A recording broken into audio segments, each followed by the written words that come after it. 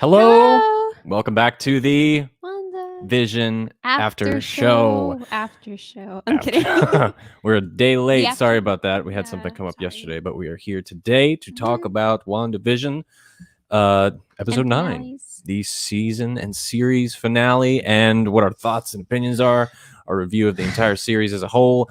And thank you for joining us today. If you're listening on the podcast, thank you so much for being a part of season 3. We're going to come back with more Marvel stuff later, possibly talk about what Falcon and the Winter Soldier and maybe some standalone episodes as well. So again, come back on Monday for the Han Talks first Star Wars podcast, and just happy you could be here today. Yeah. So I'm Han. This is Han Talks First, the podcast you are looking for. And this is Chris. Hello. You can follow us at our social medias down below. And we've been here every week talking about the show, and now we're going to talk about the last What episode. happened? It's all over. Another title for this episode could be Chris tries really hard to not cry over WandaVision. Even though there's nothing we can do about it. It's inevitable. So like we do every week, you're welcome to send in your thoughts and opinions, your questions in the live chat. If you are joining us live now, thank you so much for doing so. And we will try and answer as much as we can.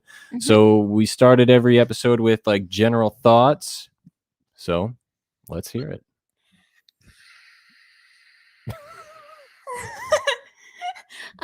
Oh my God. It's just the show really did something really unique here. I really enjoyed it. Of course, a lot of stuff that I was hoping for didn't happen, but I honestly really enjoyed it. And I am a crybaby, and it was like, hey, you want to cry? Here's the finale. We're going to make you cry real hard. I'm like, okay. Get the tissues ready. Well, I didn't get tissues, so I'm sorry. You had to just bear with me. But there's so many like little things teased here and there. A lot of stuff that was really funny, a lot of stuff that was meant to be funny. I'm just like, haha, but really? And then I don't know. Overall, I thought it was a very emotional way to end the show, which is on par with what the show was about. And even though like it kind of ended kind of suddenly, it just really shows you how far the characters have come. And I just really enjoyed it. Yeah, it was a crazy ride. It was a fun show in general. Yes. We'll dive into everything a little deeper in a couple minutes. Yes. But for me, the finale was fun. Definitely not what I expected. Some parts of it felt very old school, like 80s campy action films almost. It was definitely like probably the most cheesiest episode for me, like as far as like some of the like the lines that people exchange with each other, but in a good way, I mean. And it was, like I said, not what I expected, but I still had fun. And I think the highlight moment for me was, of course, the Vision versus Vision scene, which was my favorite. That was one of my favorite parts too. There was a thing where people are comparing like the Wanda Agnes fight with the Vision's fight, and they have like something super violent and like just like throwing each other, and it's like a bunch of like girls like tearing each other apart, and then it's like Vision, and it's like two like philosophers or like some big brain thing. I'm just like, oh my God. Yeah, so that's the scene. This was definitely my favorite scene of the show. And anyone who's watching live, go ahead and let us know your favorite scene from the show. I'll talk about this more. I want to welcome whoever's here. I know we got a couple people watching now, so thanks for joining us. We have in the chat Luca and Josh. Thanks for coming back.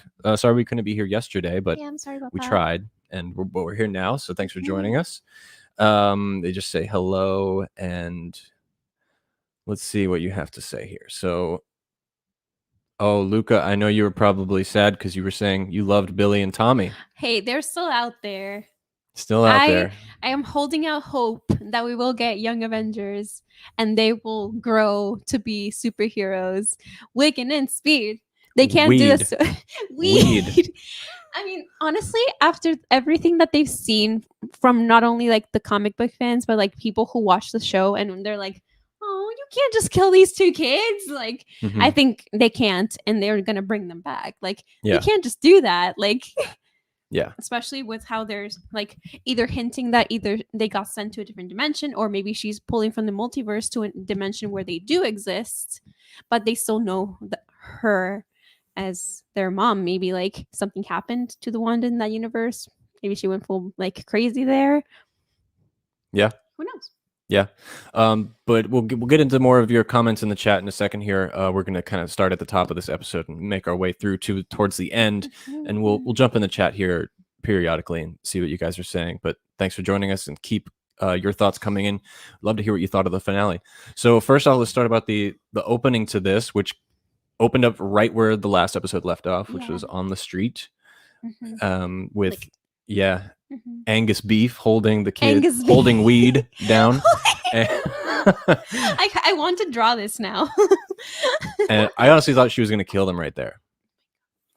I thought she was going to like turn them into something and like be like, oh, see, they're not real or something. Like try to mess with her. Yeah. And then she'd be like, no, I know what they are or something. I will say, I forgot to mention this for overall, I was expecting a lot more Darcy. A lot more. And Monica. A lot. Yes. Like a lot. Monica was barely in there. They did set a lot of stuff up for her though. They did. But just the way the show introduced so many characters like Jimmy Woo, Monica, or Photon, Darcy. I kind of thought there would have been like a huge reunion for all of them on screen at the same time. Right. Maybe COVID had something to do with that. Because they were still shooting this in 2020. That would make sense. So maybe they separated them for safety reasons. That could be just totally false speculating. But I was expecting like a huge group hug at the end. So, okay, the one thing I am happy they didn't do is they didn't do this. I was really worried they were going to do like the simple finale of a comic book movie where everyone's happy ever after and whatever. I thought it was much more realistic. It was still kind of happy ever after, but it was still some dark elements to it. So I'm glad they didn't go full. Oh yeah, happy. That would not have been genuine. Or like the whole thing with like Scarlet Witch's character is that she goes through so much, but she still perseveres and like she still is a good person. But it doesn't mean that bad things don't happen. Yeah, and that's like her whole thing. So it wouldn't make sense to be like, no, everything's good now. There's like nothing bad going on. Like that would be her staying in denial. Yeah, definitely. So it was definitely the healthier. Like I'm kind of shocked how like they went in on that. Like it was literally a therapy session, but also they're like, hey, like there's a lot of problems. You don't have to solve everything right now. Just work on it. Yeah, this whole series was a therapy session. Yeah. I'm glad you pointed that out because you remember when we were joking like a few weeks ago saying like, what if they all just wake up and it was a dream or something? Well, technically it was a dream. It was just an augmented realistic version of Wanda's dream. So you could say she just woke up at the end of this. Pretty much, and was aware. She was snapped out of it like rude awakening. But the thing is, technically she was dreaming because not only was she controlling Westview, but they said we have your nightmares, we can't sleep. Yeah, that was creepy. Not only broadcasting what she wanted to see into the world, but she was broadcasting her fears into their heads. Yeah, they were under full simulation. Like that's creepy. It's terrifying. That is creepy. Oh my god. Like it got intense. Exactly. Luca and Josh, thank you so much for being participation.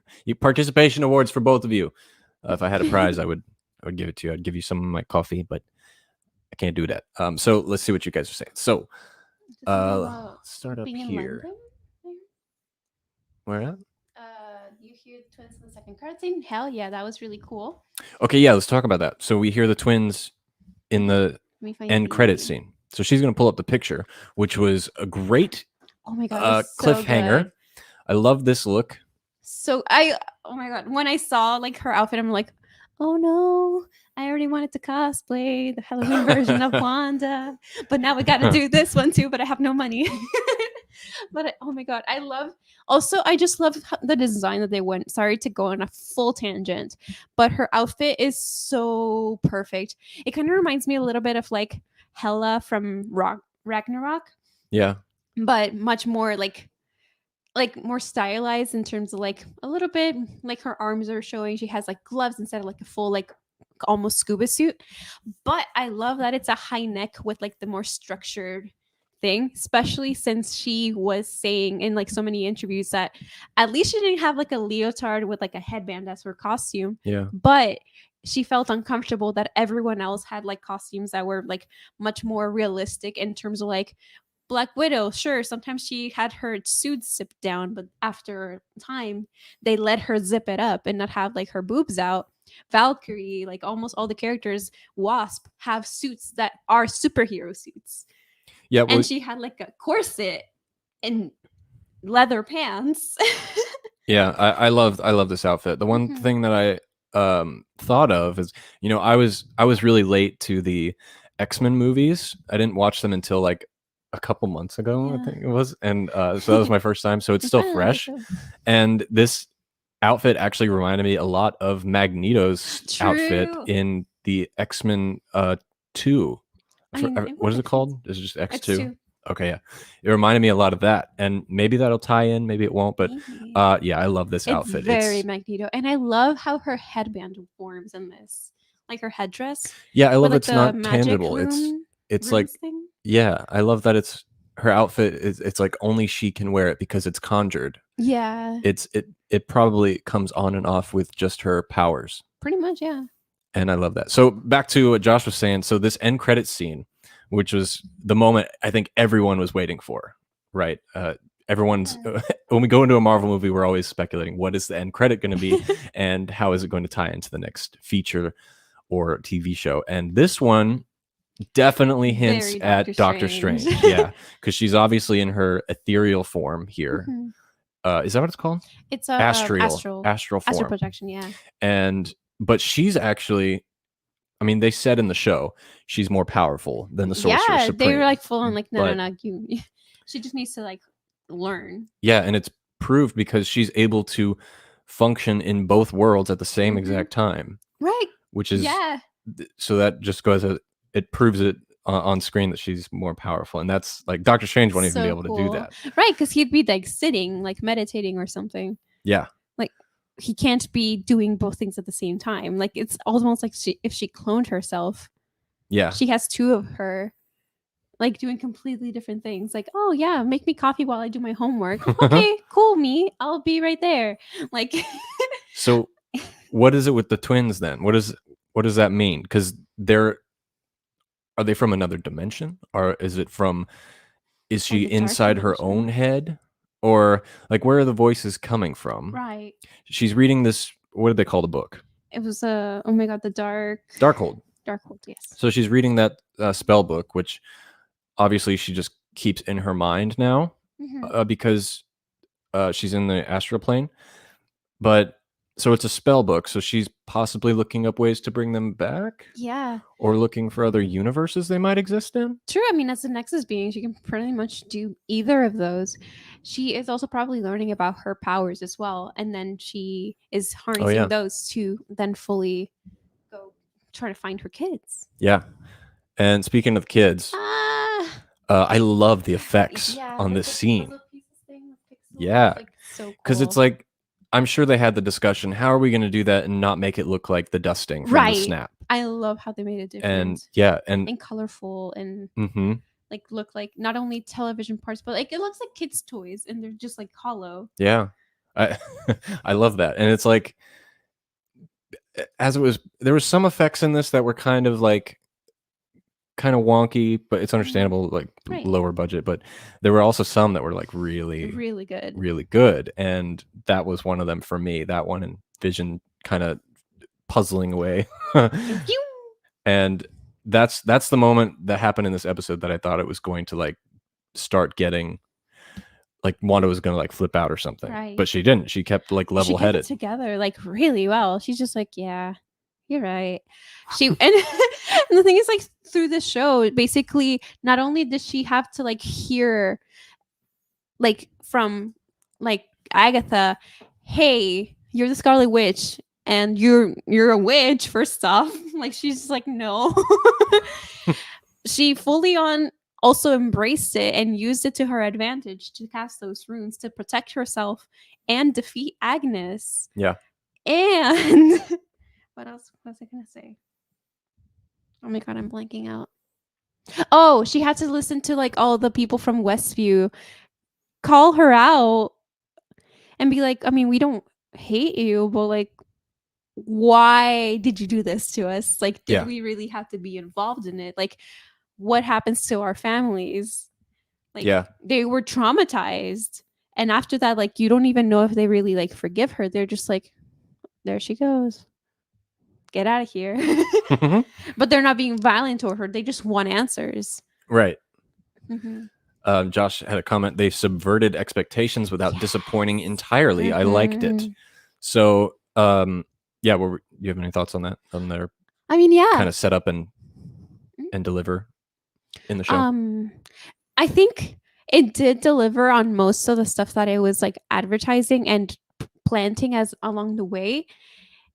It did go a little bit differently, of course. Like nothing can be like the exact same. There was a lot of like teasing stuff that wasn't included, but it's just like references, like little Easter eggs for people most like that, I guess.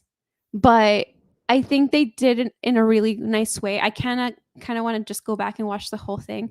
I kind of already started rewatching it because I had people like in my apartment be like, "Hey, we kind of want to watch WandaVision." And I'm like, "Ooh." Wait, they're not watching? No, they are. It was Sid and Meg. Oh, okay. Yeah.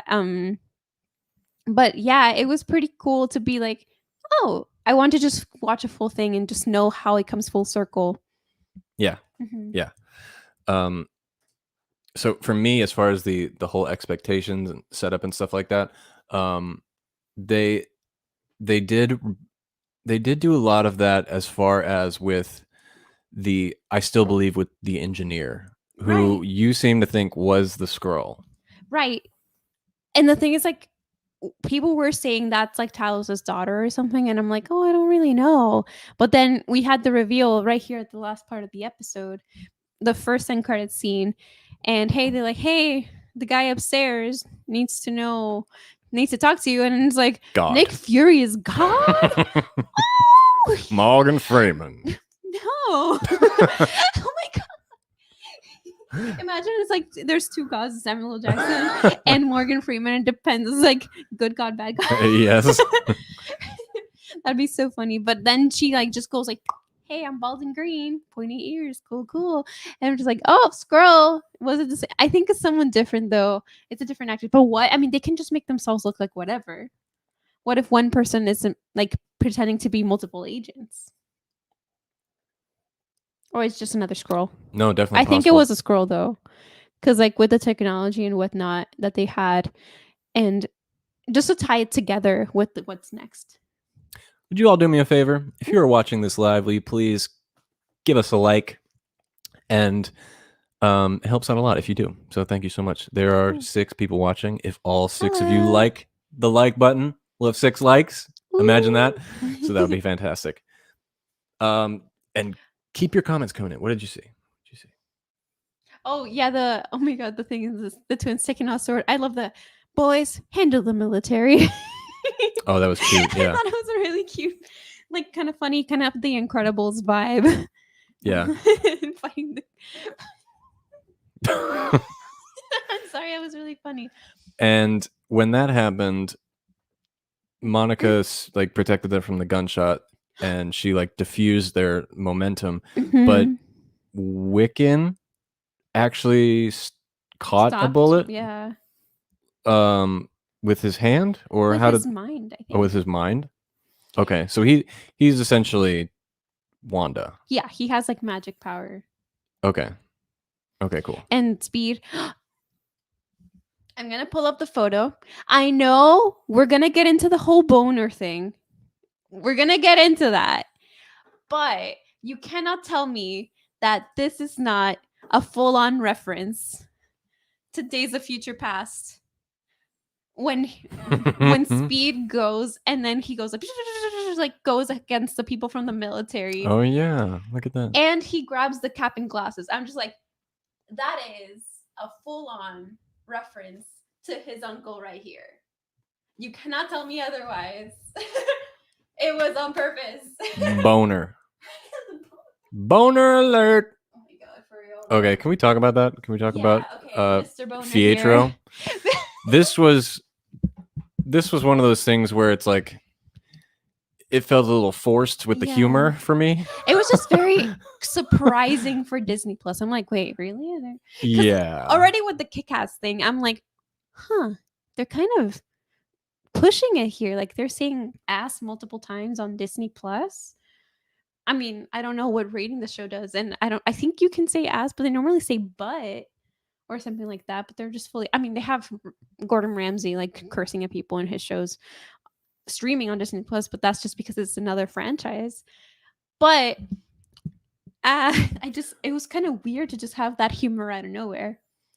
Yeah, and so was that the whole point of this character as a humorous gag? Because he ended up being Ralph and having nothing to do with the X-Men universe. Right. So was there something more to this boner joke, or was it simply just a joke? I have a couple thoughts about that, to be honest. Okay. I think I have multiple, not just theories, but like... This is so me, by the way. Oh my god. I know, I saw that. I'm like, oh my god. Also, I love the Comme des Garçons, like a little sticker on it. Okay, that's the picture that made me want to tweet this. I put out a tweet yesterday, and I said, you can tell a lot about a guitar player and how talented they are by the faces they make when they play and have a conversation with somebody. I have this friend of mine, Addison, and he's never gonna watch this, so he's not gonna know. Oh, are we gonna roast him when he's playing like guitar or something, like just simple G, D, C or whatever? And I like try to have a conversation with him. This is the face he makes. He just goes like, no thoughts, completely deadpan, and and then he's like, yeah. So he's not like listening. Yeah, it's like, and then I do that sometimes too. But you make more like the like concentration, like I thought you were gonna say constipation. That too. He looks constipated. A little, yeah. He's like But sorry. So like I said, I never thought he was gonna be relevant, but I kind of expected it not to be. Well, not like that, but like I thought that was like a visual gag. Yeah, and I mean, he was a comic relief. It makes sense. I wish I could play the video, but you sent me that Spider-Man spoof thing, and it was like not funny. Yeah, not funny. I didn't laugh. I'll retweet it or something so you guys can see. But that was, I don't know. It just felt kind of weird, and it felt like just to find some kind of reason to get Monica out of the picture while the two parties were fighting off in downtown in the square, because she was just trapped in his man cave. Yeah, and I'm also confused about was he still under the influence of Agatha at that point? Yes, because he had the shells necklace. That's right. Okay, so once she ripped it off, he snapped out and he's like, "Hey, don't hurt me. I'm just what was it like?" He didn't say he was an actor, right? He just has a resume lying around. Or no, he's male, but he had a headshot. Yeah, he was an actor. Yeah. The thing is, struggling actor. There was a photo of him younger with brown hair. I think I have a huge theory because I would like to believe certain things because, it just makes me feel a little bit better. I think that this is still Peter Maximoff. You do? It could be. I'm not saying like he definitely is, but I think he still could be. And here's why. The photo doesn't match up. Why would he laugh at his own last name? His last name is Boner. He probably picked it. I think he's the witness protection person. And he is Peter from the X-Men and that's a fake name. It's a fake name. He chose it. Oh, that makes a lot of sense. Right? Yeah. Because you can pick your name. You're just like, haha, Boner. Like... Okay, that makes more sense. That he's the witness protection guy. Yeah, because they never really revealed who that is, and They they didn't, never yeah. showed him until later, and he had like a whole other identity. Mm-hmm.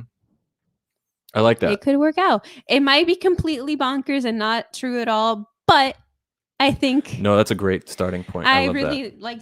I would like to think that, and that way, like you still have like maybe he doesn't remember. Maybe he got like Men in Black or something. Yeah. And he needs to be like tapped by a vision. Mm-hmm. And just let's go into the comments again. Josh says a lot of people were disappointed about all the Easter eggs, but I think they will come back around way later down the road in the next saga of the MCU. So I'm not sure which ones in particular you're talking about. Do you know? Probably like the Wonder Man ones. Wonder Man. Yeah, like in the WandaVision, when they're in the supermarket, they had like a sign or something, and then they had like within like the what's it called, like ceiling, they had like a helmet, and they're like obscure references to like some characters from the comics, like older characters like Wonder Boy or Wonder Man, something like that. I keep wanting to hear Wonder Boy because of Hercules. That's not it. Well, you know what, Josh? There's the Easter eggs in these movies. They definitely mean something, and most of them are provided by Kevin Feige. I was listening to an interview with the Russo brothers like 2 days ago because they were talking about Cherry and Endgame and stuff like that, and they were asked questions about like some Easter eggs in Endgame and Infinity War, and they said we still can't really talk about it because it's stuff that's going to be reintroduced. So they're not even allowed to talk about deleted scenes because it's stuff that's still can come into play or be reused. Yeah, well, they said there's scenes they shot for Endgame that are going to be reused for a different movie. So they took something out of Endgame and they're going to put it in a different movie. But they don't know. I think it's Spider-Man 3. Would make sense. And if they're going to play with the multiverse thing, that could be like an alternate event or like, I don't know, just a deleted scene from that event. But so you make a good point. The Easter eggs will probably pay off. Oh, definitely. Even Howard the Duck. I think in some way, we're not going to get a Howard the Duck movie unless George Lucas is writing it. Leah Thompson is like, I am not sleeping with that duck again. Poor woman. But Luca liked my impression of Morgan Freeman's. Okay, I'm gonna. Thank you very much. That was terrible. I'm sorry. My life. Okay, so he says it too. He thinks the Easter eggs will pop up in Spider-Man 3 and Doctor Strange definitely. Too. Definitely. And another. Even if it's not just this directly right after, I mean, most of the stuff in the MCU, it's there for a reason. Like, if it went so far to appear in the movies, they went through enough like hurdles to then be significant, because there might be like a throwaway, but it's like a very minor thing. If it's something like referencing someone big from the comics or something that happened, stuff like that, it's gonna like have some significance. Yeah, I agree. And they take a lot of inspiration from the comics, but they don't like, stay true to it, which is really nice to see as well. Yeah, their own thing. And you have a picture of a comic here. Do you want to? I don't know what this one? What the context is. Yeah. So I just sent this over because I saw that somebody made this connection, because they said, "Oh, Jimmy, authority looks good on you." I'm like, hey, hold up. I know somebody was saying stuff about like a Jimmy Woo show, and they were just like trying to pitch it and try to get it happen. But like, what if it's not only just like an X-Files like paranormal investigation kind of thing, and it's this? So apparently Jimmy Woo is the founder and like or like leader of this Agents of Atlas, which is another like team up. Monkey. I know, Monkey. I honestly don't know too Momo. much about them. Momo. It looks like Momo from my Hero. My Hero. Yeah, a little. It's just twice. I'm kidding. Well, I could see that happening. Honestly, I could. It's a little bit more, it seems like either more recent or like a deeper cut, but Jimmy Woo is popping off right now. Yeah. So I wish there was more of him in this. I know, he's so funny. He needs to be on more stuff. Like, I know we have Quantumania coming up, and I'm like, you better put some Jimmy Woo in there. I know you got Paul Rudd, and like everyone is like really charismatic. I'm like, please Give us some more Jimmy Woo crumbs. And I'm gonna say something a little. Some people probably won't agree with me, but controversy. I'm not convinced that director Hayward should be sent to jail. Excuse me, what? I don't know why what he did was enough to send him to jail. And let me elaborate before you tell me I'm wrong. But you are. Let's look at what he did throughout the events that happened here. Yes, he was trying to make a sentinel out of Vision or something, some kind of just weapon, weaponize him for God knows what. That could come up later. But Wanda was holding a town hostage and is a possible threat to, outside circumstance as well. And him, as the director of SWORD, decided to invade. Had the wrong type of procedure and way of going about it by, like just straight up like nuking the place and stuff like that. But he tried to end the little hex, stop Wanda and get the people's lives back and stuff like that. And he was arrested for, was it for building the Sentinel? Okay. I don't know exactly what specifically he's being charged for, but I have a couple things that he could be charged for. One, making can you be like charged for going fully against like someone's wishes and like turning them into a weapon? I don't know, but they should. First. Second, attempted murder. Not only of just Wanda Maximoff, but he tried to nuke the Hex. So to try to liberate the people of the Hex, he was gonna nuke them. And I don't agree with that. And that's the mentality governments have, military have. Yeah.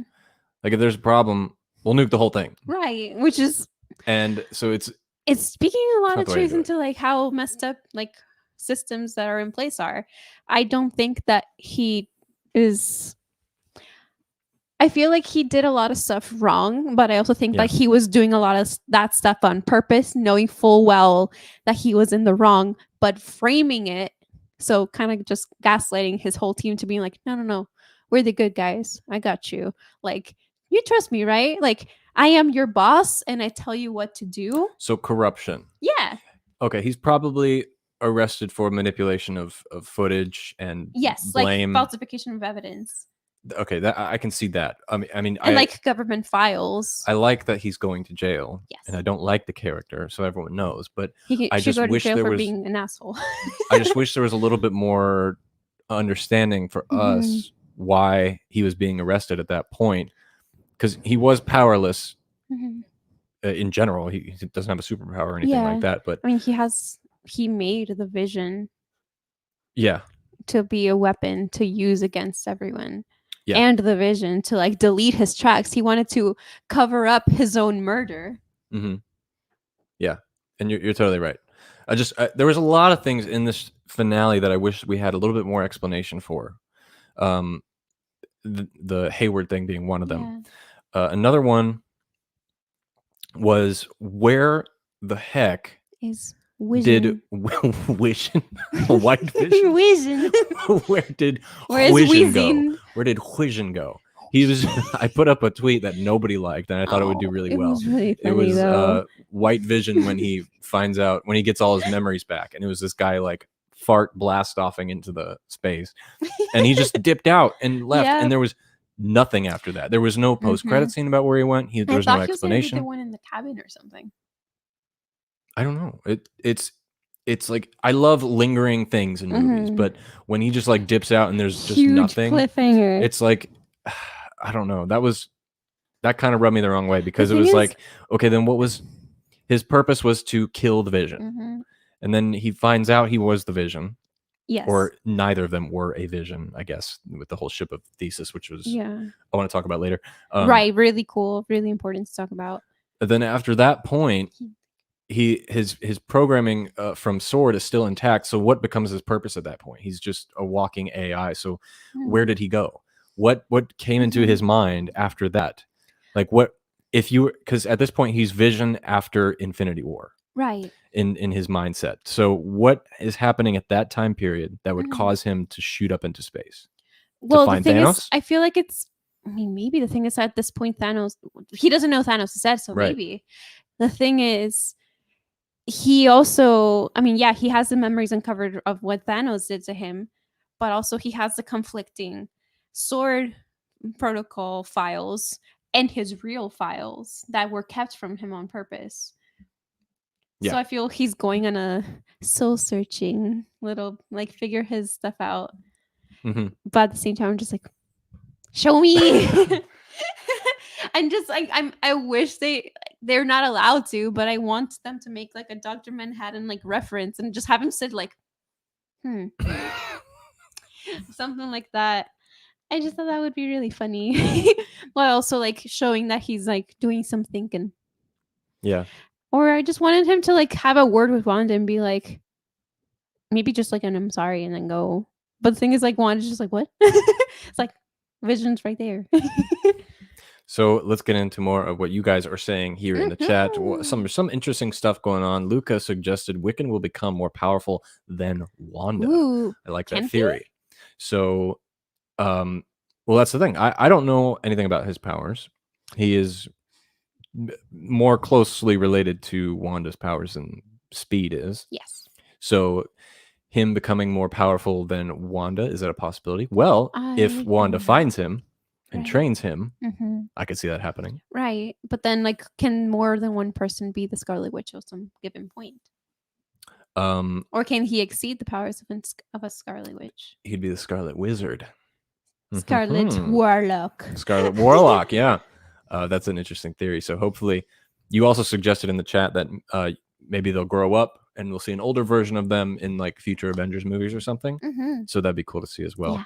And Josh just says boner in the chat. Boner. Let's see what else is going on here. All right.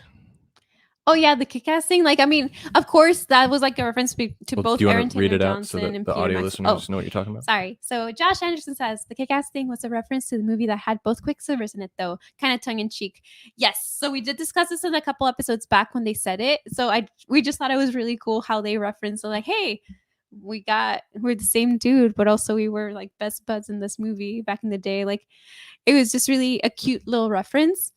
I was just mentioning it and like in conjunction, would that make sense? Yeah. Like together with the boner joke, how through Evan Peters they got away with so much for a Disney show, which I'm kind of shocked.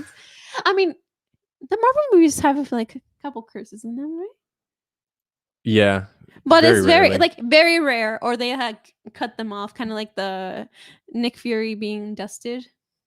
Mother. Yep. Oh, someone was saying what like they really want to see Nick Fury in the new Deadpool so that you can finally hear him say mother effer, and I love that. Yes, that's how you do it. Yeah, that's a great idea. Whoever in the world said that. I want that to happen now. That'd be fantastic. But the thing is, at one point in time does that have to happen, or would it be like a flashback or something?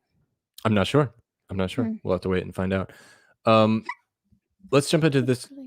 Go for like this weird one. Oh, I didn't see this. Okay, so who do you think would win, Darth Vader versus Wanda? Wanda, hands down. Wanda. Okay. You know I'm a big Star Wars guy above anything else, except for True Romance. But I thought you meant like True Romance was part of. I'm like, what did you? Was there something in your coffee to put dirt in? True Romance, the movie. Darth Vader versus Wanda. Okay, well, let's look at it from a, technical point of view. Wanda is more powerful than the Sorcerer Supreme, right? So I guess you could say she's like a Force user because she can use the astral plane, which is a spiritual form of yourself. Darth Vader is Force sensitive, but he is crippled in his Force sensitivity. He is relying on a suit that was made to cause pain. Yeah. And he has no control over his limbs, which your limbs is what connects you to the Force in the strongest way. By like rage and like power hungriness. Yes. Yes. So he's weak. So he is crippled in the Force and crippled in his feelings and his mind. And while I think if it was a duel, like if they were fighting with lightsaber or like lightsaber, something like that, or Darth Vader would definitely win. Yeah. But when it comes to like both of their individual powers up against each other, Wanda would body him. Wanda. However, I think Darth Vader has more mind manipulation power than Wanda does. It depends on who gets to who first in that situation. If Wanda goes, if it's not Wanda, like during like exactly the beginning of WandaVision where she's super susceptible to like manipulation, but at the end of WandaVision she can just be like, no one can do this to me again, you're gonna die. What if she walks up to Darth Vader, does one of these, and then it just shows him in like a void of sand screaming, "No!" That's his jail. You know how like Agnes is gonna be the nosy neighbor. It's kind of like, not to just bring it back to Evan Peters, but in American Horror Story, like the 3rd season, they have like their personal hell, and like that would be Anakin's for sure. And it's the no from Revenge of the Sith. No. There's another impression for you guys. So thanks for that little comment there. I want to move into this vision versus vision logic battle because that was the most fascinating for me. So good. Probably my favorite part of the entire series. They just because like philosophy 101 themselves out of a fight. Yeah, because this scene was so cheesy. I loved it. It wasn't like bad cheesy. It was like cheesy enough, but also being like full of stuff that's like, you know what? They're kind of spitting facts. Yeah, well, yeah, it took a philosophical turn, and it reminded me of like in the middle of the chaos, literally. They're just like, no, we need to like think. When he's just like, they're fighting, and he's like, wait, do you know this? Blah blah blah. I require further elaboration. Yes, and it's like I was like, that's my new favorite line. That whole scene reminded me of like when I was in college, and one of my friends was a philosophy major. Oh my God. And one thing you never want to do is get into an argument with a philosophy major because they won't let it die. And when they were like talking to each other, but they were on the same page, which was really fantastic. Yeah. And they brought up the ship of Theseus and that whole thing. Have you been ranted about that? Huh? Have you been ranted to about the boat of Theseus? No, this was the first I've heard of this ship. And I found it to be fascinating. So it's real. It is? I believe so. And I think it's like one of those like conundrum things, kind of like the trolley problem, but like more like, hey, is this more metaphysical, I guess? Yeah. And I don't know. It was just so like, cheesy. It was like, I mean, yeah, like if you have something and you break it apart and you put it back together, is it the same thing? But if you put it up in a different formation, is it still the same thing? Because technically, this microphone and I could be like, isn't that we share like DNA with bananas or something? Like, there's only a couple changes and you get a full human being with sentience and everything, or you have a banana that you can eat. Yeah, it's kind of crazy how there's only so many combinations you can get, but how you do it can get you completely different results. So I kind of feel it's also like that. Like, what if we like completely like destroyed me? Sorry.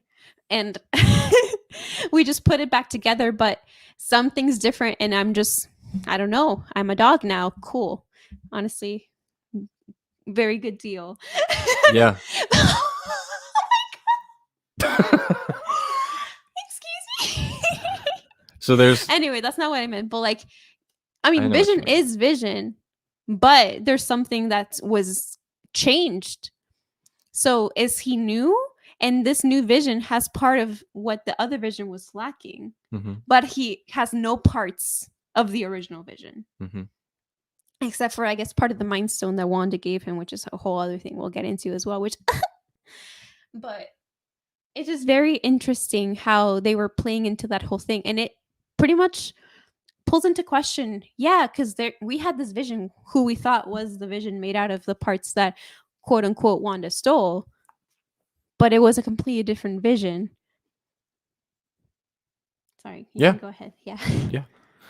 There was this funny meme that I saw which I really resonated with, and it's It says here normal superheroes fighting versus visions fighting each other. Let me see if I can get that in probably there. get it closer and like get the glare down. You can do the beauty guru thing. There we go. So that's regular Avengers fighting versus visions fighting at the bottom there, and like like a seated discussion. The Star Wars Visions to just be like Visions fighting. Yeah. And so this scene was running parallel with the scene of Agatha and Agnes. And Scarlet Witch fighting. Yes. And this is what made not only the philosophical conversation cheesy, but the whole entire sequence cheesy, because they were just floating around. Yeah. And I honestly didn't that was my least favorite part of this episode, was them just floating around, because it was so obvious they were standing on like a green block in a green room. Or like being with the thing with the green thing. Yeah, or that too. And it reminded me of the Star Wars prequels. And it lingered on for a little too long, I think. And it also just didn't make sense because Agatha's powers were drained. Scarlet Witch's powers were also drained. And if they're drained, how are they keeping themselves afloat? Especially if Wanda was putting up runes around the hex. Agatha should have just... it was a glamour and like it wasn't really her like getting gray later on when she was like fully gray, and it was just to make Agatha think that she was losing her powers, because she was tricking her thinking that she was absorbing her powers, and then it's like, no, I was putting runes. Yeah, well, let's go to that. So you brought this picture here. Oh yes, I found this photo, and it's really cool how they brought back the whole thing. When they had in the beginning of the episode the recap, and they said, oh yeah, don't you know only a witch who casts the runes can put a spell in the area? And I'm just like, oh, Wanda's gonna do it. So I thought it was really interesting. I'm just like, yeah, it's gonna happen. When it did, I'm like, yes. She did the thing. She's learning really fast. So wait, what was I gonna say? I'm blanking out. While you're thinking, bye, Luca. Thank you so much for joining us in the chat today. We'll see you very soon. Have a great rest of your night. And for the rest of you, thanks for sticking around. We're going to keep talking for a little bit longer here. Oh, so yeah, sorry. This fight with Agatha and Wanda, it wasn't only them just like fighting, but also it was Wanda turning what Agnes was doing against her, like to her advantage. Yeah. And at one point, she even does and she disappeared, like kind of mocking her. And I'm just like, she's just being like, no, you can't do this to me anymore. I know your tricks, and I'm gonna use them. Yeah. Thank you. Bye. I thought that was pretty cool too. Yeah, because Wanda has pretty much been established as the most powerful Avenger. Maybe aside from, can't think right now. I had it in my mind yesterday, but she's one of the most powerful Avengers. Yeah. And Agatha found the weakness, and the only weakness is to suspend her powers. And emotion, yeah. And the runes seem to be the only weakness thus far. I think Vision would be the only one to possibly kill her, and that's only because of their relationship. Yeah, only because of their emotions together that they have. I think, just like off the top of my head, I think the strongest Avengers, I'm not going to put them in any particular order right now, and I'm going to go with people who are alive.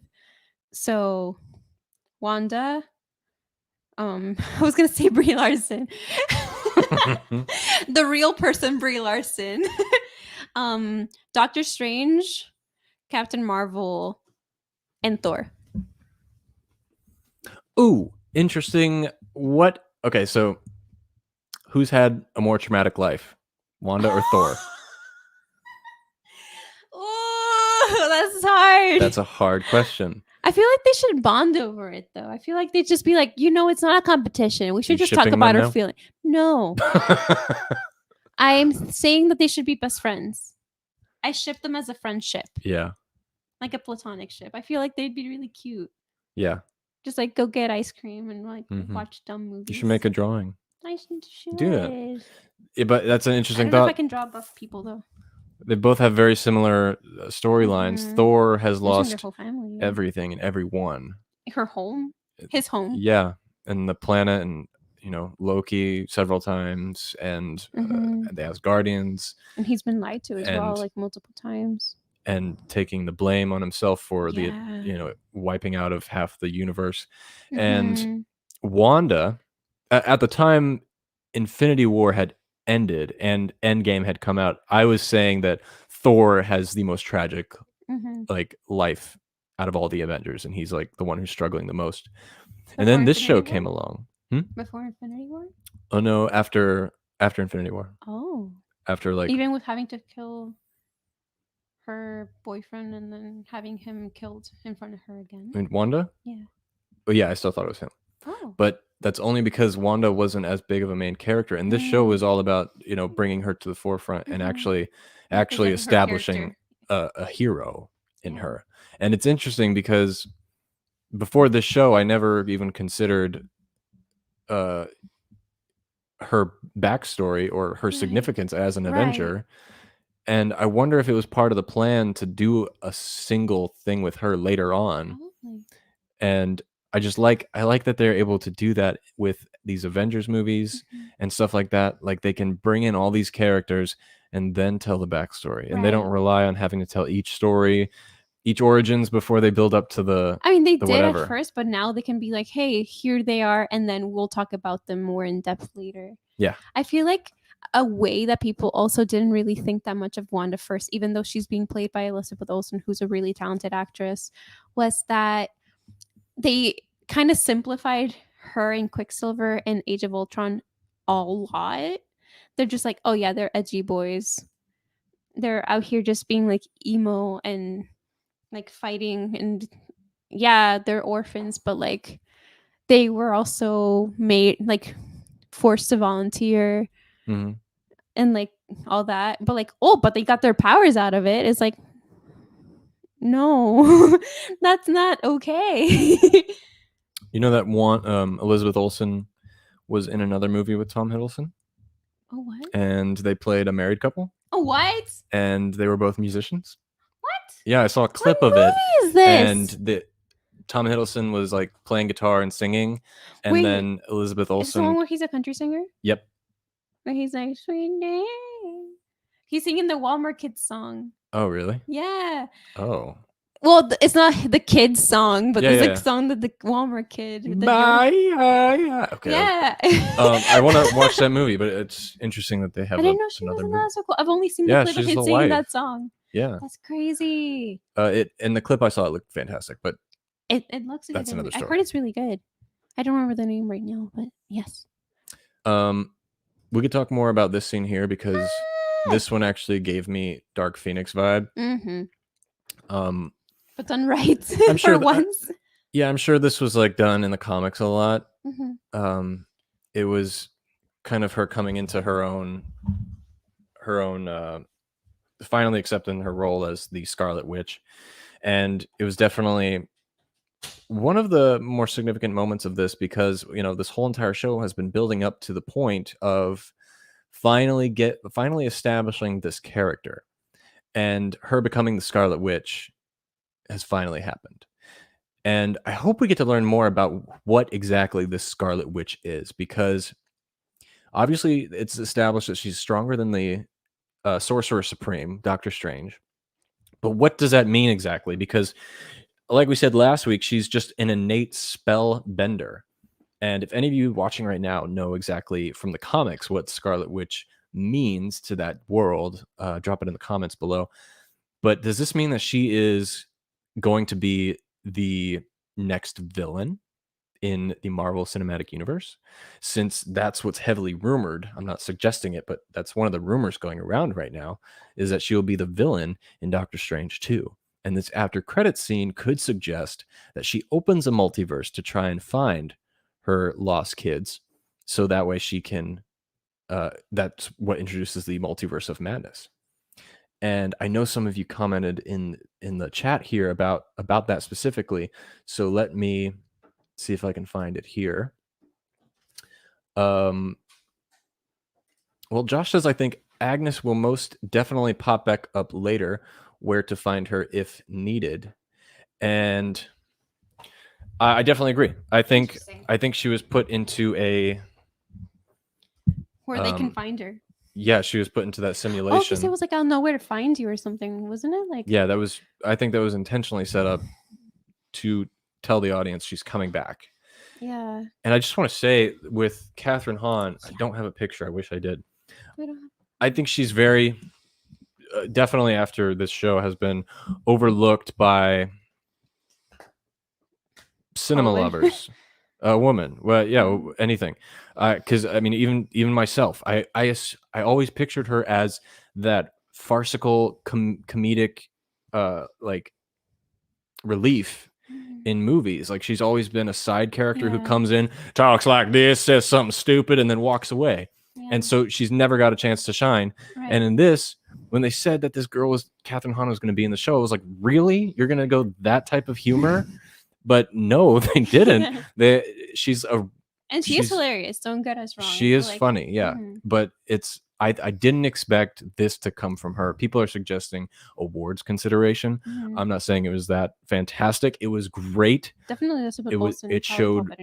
It showed so much. Paul Bettany, really? Yeah. Explain. Why do you think so? He's in it.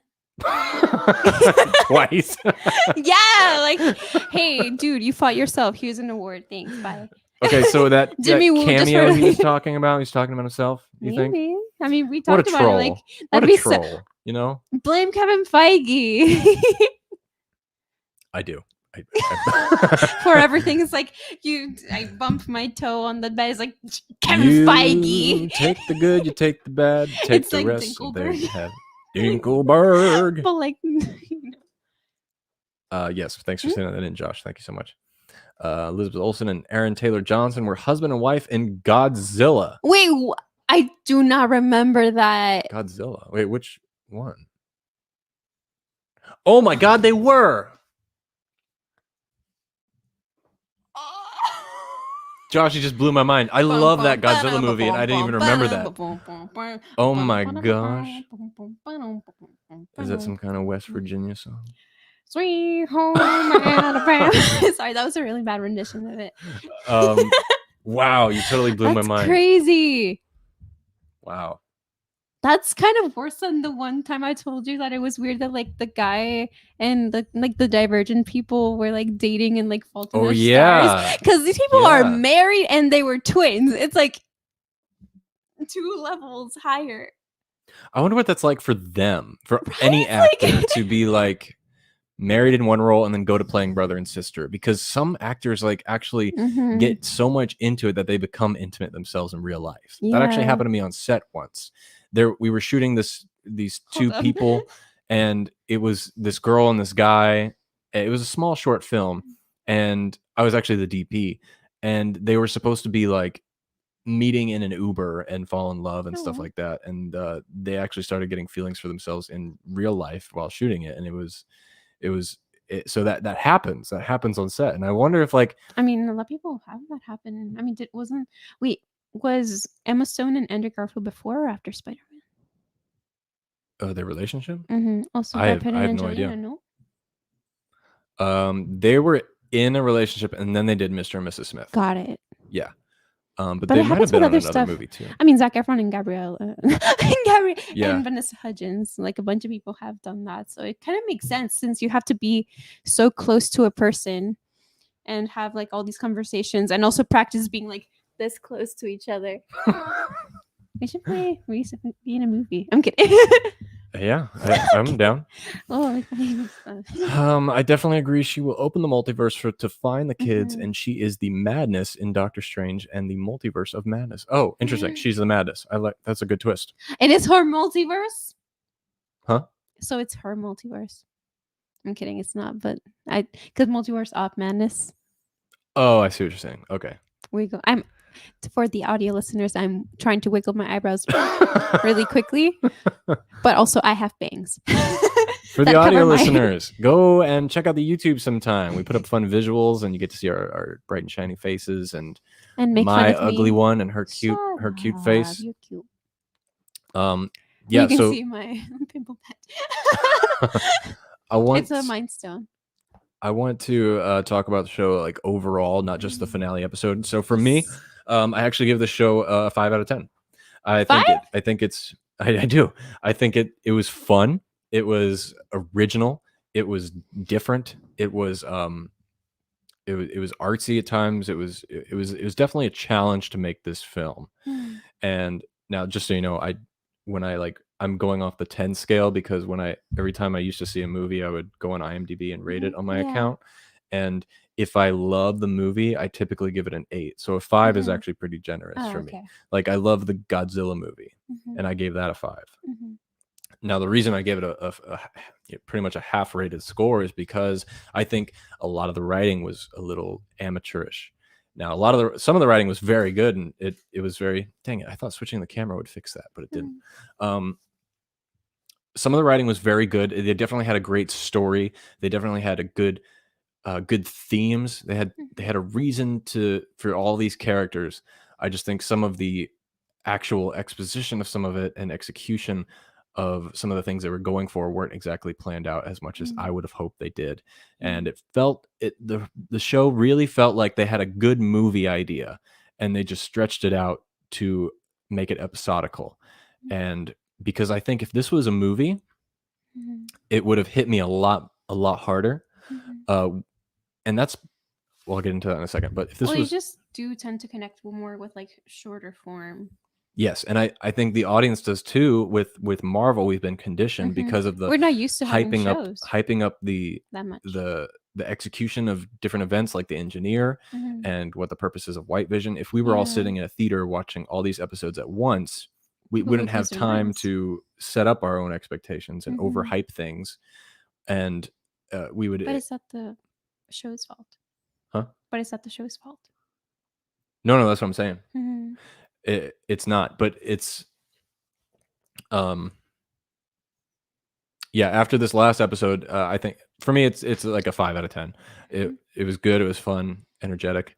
I think there was a lot of things from me personally that I think could have been a lot better, rounded out. Of course. What about you? Overall, like for the whole series, what about you? I mean, I really enjoyed it. I do agree there were some moments that could have been done better or stuff that I would have liked to happen.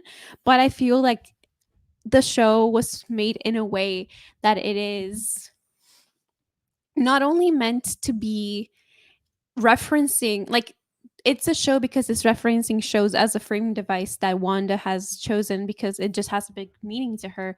So I feel like it's not just like, oh, it would have been better as a movie. I don't think it would have worked as well as a movie because it's inherently episodic with each different decade that they're going through. It would have been kind of lost if they were just like everything bleeds into each other. Like, definitely that needed to be TV. Exactly, because also they're talking through the mode of television, like the medium of television, and referencing. It's kind of like a love letter to, not to be like, oh, this is a love letter to cinema, but it's a love letter to TV, which is not that often done. Like, we get multiple movies like The Artist and La La Land that go about like, oh my gosh, cinema is great, and it is, but I feel like TV isn't taken as seriously or given as much love as it should. And this definitely was being like, hey, because we're starting with the whole phase 4 and the Marvel TV shows, let's do this and show that TV can be a medium for the MCU. Yeah. And because of WandaVision, whether it was, in your opinion, good or bad, or whether it was objectively bad, if this was terrible, right? If this finale was god awful, this show still is going to change television. Yeah. You're going to see a lot more shows try and copy what WandaVision did. You're going to see people like parroting old stuff now. Oh, yeah. We're going to see this type of mystery box setup. We might even see a dome-like thing because we had Under the Dome. That was successful. I mean, there's a show, but it's not like that much relying on it, but it's like Goldbergs. I never watched it, but I saw some commercials for it, and I thought it was like a special that they were doing where it's like in the past. So there is shows kind of like that, or like, speaking of like Randall Park, I used to be like a big fan of Fresh Off the Boat, like, which is like based in the 90s. Yeah, wasn't he? I have no idea. I didn't see it. Wait, hold on. I might be completely wrong. Randall Park. Thank you, Josh, for your comment on our shirts. He says he loves our dad. shirts. Oh, okay, cool. Thank you. Yes, I was like, I've seen him in Fresh Off the Boat. Oh, thank you. Yeah, I love Chris's. If you had to rate it, If I, do you do that or no? the thing is, like, I do want to get better at rating. The thing is, I just like when I really like something, I like try to like bump it up. I also think that this wasn't only a show just for the sake of making a show, and it was trying to tell something a little bit deeper about Wanda and her life. And also, I just relate to it a lot. But but I normally, I mean, we've talked about how like I want to get into like reviewing stuff some point. Mm-hmm. And I thought that instead of like giving a score, I would be like, hey, you would like this if you like this. Oh yeah. So what would you compare this to? I mean, I'd probably still be like, it's very good. But I would say if you're a fan of like TV, not only now, but like if you ever grew up with like shows like what it's referencing, for sure, like, is this your jam?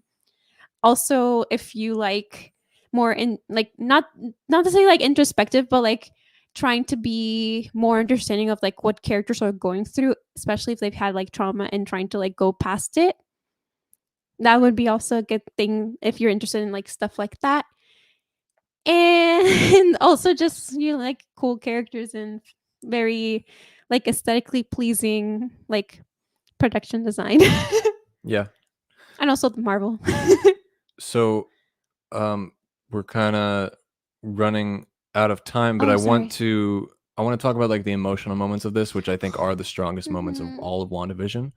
But before we get into it, I think some of the emotional moments in this show is something that the MCU, Kevin Feige, the Mhm. creators have to be careful of going forward, Yeah. because one thing that we've seen over and over in the Marvel Cinematic Universe is people dying multiple times. Mhm. And Or saying goodbye. or saying goodbye multiple times. Wanda and Vision have said goodbye 3 times. Mhm. And they And said, each and we'll probably say hello again. And Yeah. that broke me. And I'm like, Yeah, it's that probably was true cute. though. That was cute. And Like, I want to get into it, but one thing I think the MCU needs to be cautious of when tiptoeing into future movies is we know now that if Spider-Man dies, mhm, if anybody dies, mhm. they're probably going to be back. Except if you're And Tony. except if you're Tony, I still think Iron Man will come back in some way though. Maybe.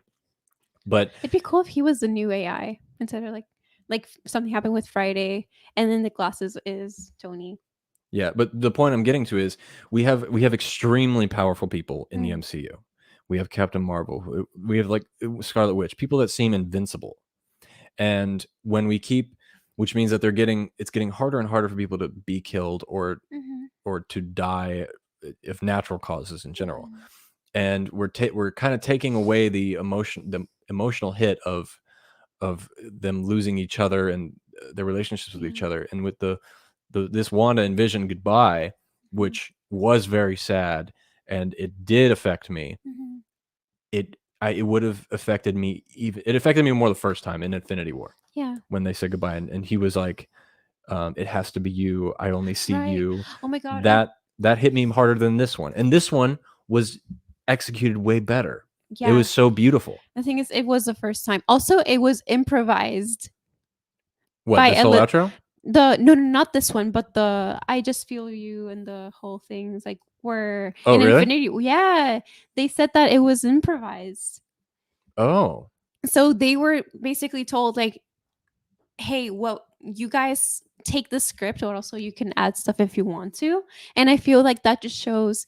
I just love how Paul Bettany and Elizabeth Olsen played their characters. You can tell they have so much love for these characters. They know their characters. Yeah. I mean, Elizabeth Olsen has been wanting House of M to be made for like ages. And also like just like her storyline and her being the Scarlet Witch, her having a proper outfit, like stuff like that. Like she loves this character. Yeah. So I just think that it was really emotional how they can play these characters, not only in like the scenes that they've had in the MCU, but here, how like the tender moments of them like holding hands, like touching Vision's face, Vision holding her hands, like all of that. Sorry, I'm just getting really emotional. But I just think, oh, and look at them. They're all so cute and sweet. I love them so much. Yeah. And Josh says the final goodbyes from the kids and Vision were gut wrenching. Oh my God. So that was very beautiful scene. It shows the hex closing in around them, and she doesn't even like tell them they're going to die. She just says, "Hey, like, have a good night. We'll see you in the morning," type of thing, or like, "Thank you guys for being you." The thing is, Wiccan knows. I think Wiccan knows that they're dying. Oh, because he can see what's going on around him. Like he yeah. has perception and maybe like future powers. So like he knows what's And they coming. saw themselves like fade away already, so they knew it was coming. Yeah, and but they handled it like champs. Yeah, and it's like I wish people who are older than them were as mature as these like week old 10-year-olds. And the goodbye with Vision was that the pacing of that scene with her and Vision just kind of holding hands, just looking out the window, looking back at each other.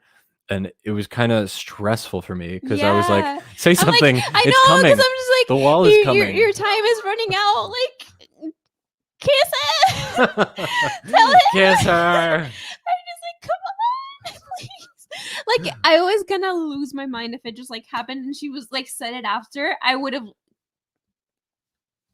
Oh, baby. I just really love them. They're so cute. I know. And then what was the final line? We'll say goodbye so we can say hello again. We'll say hello again. Yeah. And it's kind of like how when Loki was saying like what was it, Asgard or the sun will shine on us again, something like that. And oh yeah. And I'm just like, oh my god. And that line will play very important going forward, I believe. Yeah. I think that ending line with the kids, Vision and the kids will be back. Some form of Wanda is going to come back. Here's a weird theory. There might be a possibility that there will be two Wandas in the future. One is the astral version of her, and one is the real life version. And okay. And like she's so powerful, she duplicates herself, and one of which becomes evil. Oh, so she's her own worst enemy. Exactly. I mean, that's what the show was. Her, that's what this WandaVision was. She has to like, she's fighting herself this entire time, and I don't know. Maybe that'll happen again. Maybe.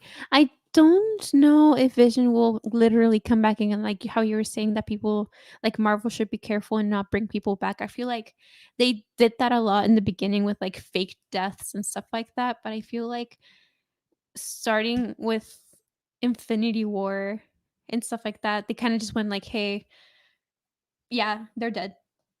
And if they come back, it's like with Black Widow with like a prequel movie and stuff like that. I don't think that they would try to cheapen it with trying to bring everyone back so much now, unless it's like established. And I mean, I do agree that like the first time was pretty bad with like bad isn't like affecting with like Wanda and Vision like having to part and it being through her hand. But I also thought that it's even worse because she basically brought him back, made a new one, and had to go through the same thing again, which is basically the cycle running for a third time. Yeah. And her already knowing that it's going to happen, but she went through it anyway just because she wanted those extra moments with Vision. Yeah. She didn't get to live the life that they were planning. So she's like, I'm going to make it happen no matter how short it is. And it's not like she didn't think that was going to end at any point. But to her, it seemed worth it. Yeah. Yeah. The emotional impact of WandaVision is definitely, I think, its strongest point to the show. And I think Jack Schaefer and Matt Shakman will be collaborating again in the future on another show. And I think another show they might have planned will be on Wiccan and Speed. Yes. And that could also bring back in WandaVision, anything like that. And Jack Schaefer wrote Black Widow, so they're already heavily involved in Marvel Cinematic Universe. But yes, the show was a huge success, highest rated show in the world of all time, and As it should be. as it should be. And I'm curious to see about Falcon and the Winter Soldier, because Falcon and Winter Soldier is going to be a very different show compared to WandaVision. And are they going to rely on this week to week, like cliffhanger type motive that WandaVision did? I don't think so. I think it's going to be more straightforward, more of like an episodical type of show where each episode is a new like challenge or mission or something similar to Mandalorian. Because like we already know like the characters first off, pretty much. Yeah. And then second, we know who the villain is. We don't know exactly what's happening, but it's not like it could be literally anything. Yeah. Like it's not like Baron Zemo was a red herring. I mean, unless it is. Could be. It's like I don't know. The Silver Surfer. For one thing, I think we've learned is to never trust like Marvel trailers. Yeah, because they like to throw us off a little bit. That is very true, but I feel like I hope that it's going to be more like a show version of. Oh, thank you, Josh. You're so sweet.